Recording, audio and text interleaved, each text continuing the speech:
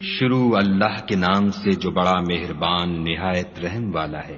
الف لام میم، یہ حکمت کی بھری ہوئی کتاب کی آیتیں، نیکوکاروں کے لیے ہدایت اور رحمت، جو نماز کی پابندی کرتے اور زکوٰۃ دیتے اور آخرت کا یقین رکھتے ہیں، یہی اپنے پروردگار کی طرف سے ہدایت پر ہیں اور یہی نجات پانے والے ہیں۔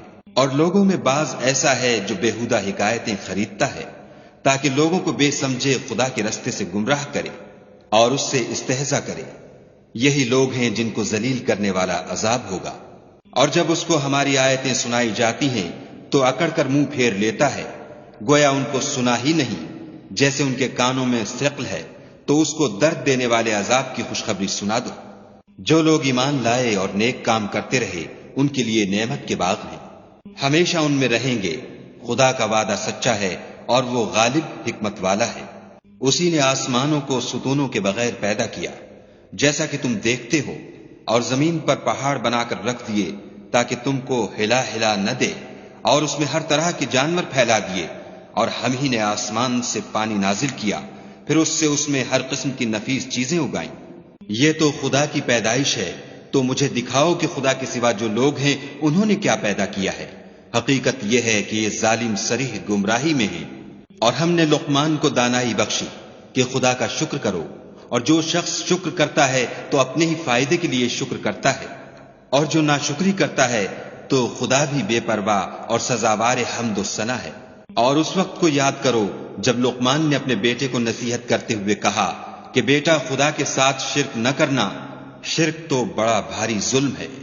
اور ہم نے انسان کو، جسے اس کی ماں تکلیف پر تکلیف سہ کر پیٹ میں اٹھائے رکھتی ہے، پھر اس کو دودھ پلاتی ہے، اور آخر کار 2 برس میں اس کا دودھ چھڑانا ہوتا ہے، اپنے نیز اس کے ماں باپ کے بارے میں تاکید کی ہے کہ میرا بھی شکر کرتا رہے، اور اپنے ماں باپ کا بھی، کہ تم کو میری ہی طرف لوٹ کر آنا ہے۔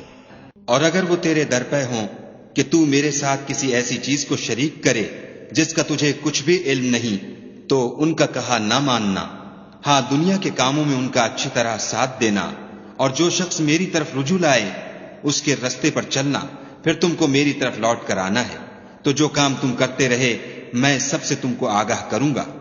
لقمان نے یہ بھی کہا کہ بیٹا، اگر کوئی عمل بالفرض رائی کے دانے کے برابر بھی چھوٹا ہو، اور ہو بھی کسی پتھر کے اندر یا آسمانوں میں مخفی ہو یا زمین میں، خدا اس کو قیامت کے دن لاموجود کرے گا۔ کچھ شک نہیں کہ خدا باریک بین اور خبردار ہے۔ بیٹا، نماز کی پابندی رکھنا اور لوگوں کو اچھے کاموں کے کرنے کا امر اور بری باتوں سے منع کرتے رہنا، اور جو مصیبت تجھ پر واقع ہو اس پر صبر کرنا، بے شک یہ بڑی ہمت کے کام ہے۔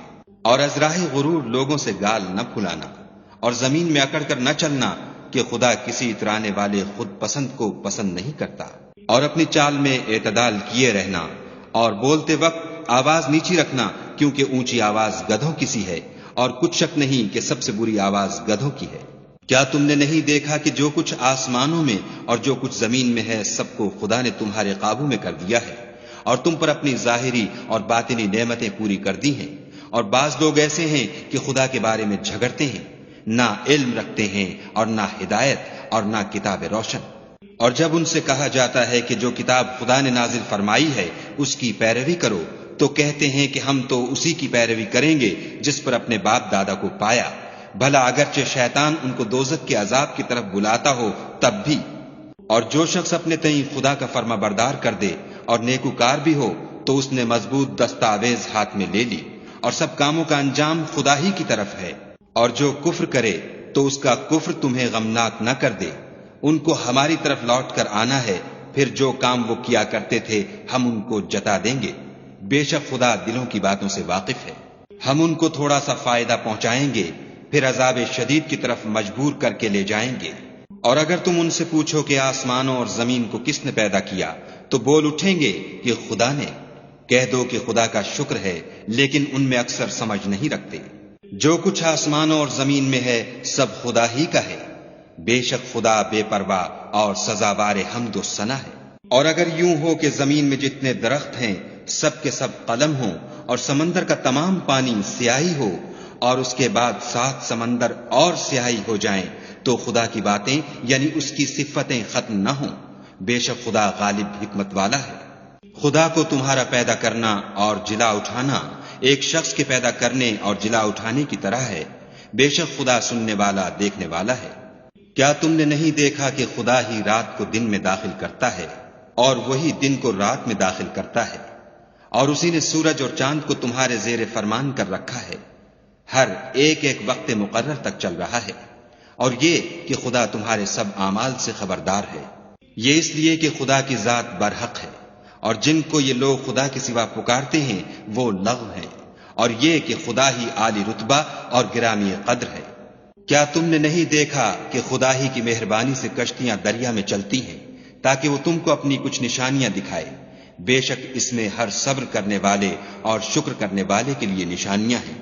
اور جب ان پر دریا کی لہریں سائبانوں کی طرح چھا جاتی ہیں تو خدا کو پکارنے اور خالص اس کی عبادت کرنے لگتے ہیں، پھر جب وہ ان کو نجات دے کر خشکی پر پہنچا دیتا ہے تو بعض ہی انصاف پر قائم رہتے ہیں، اور ہماری نشانیوں سے وہی انکار کرتے ہیں جو عہد شکن اور ناشکرے ہیں۔ لوگوں اپنے پروردگار سے ڈرو اور اس دن کا خوف کرو کہ نہ تو باپ اپنے بیٹے کے کچھ کام آئے اور نہ بیٹا باپ کے کچھ کام آ سکے۔ بے شک خدا کا وعدہ سچا ہے۔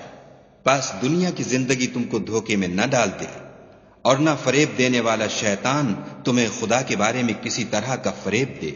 خدا ہی کو قیامت کا علم ہے، اور وہی مے برساتا ہے، اور وہی حاملہ کے پیٹ کی چیزوں کو جانتا ہے کہ نر ہے یا مادہ، اور کوئی شخص نہیں جانتا کہ وہ کل کیا کام کرے گا، اور کوئی متنفس نہیں جانتا کہ کس سرزمین میں اسے موت آئے گی۔